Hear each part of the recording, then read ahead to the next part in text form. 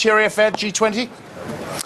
Well, I think one of the things that will raise its head again is currency wars, actually. What we saw last week was what amounted to verbal intervention by Mario Draghi on the euro. We've had some news overnight from Mr. Kuroda, who's the head of the Asian Development Bank and seen as a front runner for the new governorship of the Bank of Japan. And we saw Venezuela devalue over the weekend. So I think that's certainly something which is going to move front and centre once again. Threat are competitive devaluations?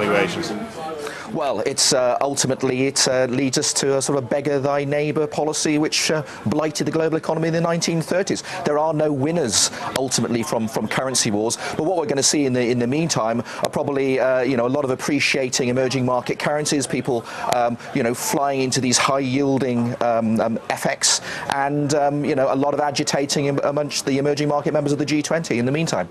And State of the Union, what kind of message are we going to get from Obama, do you think?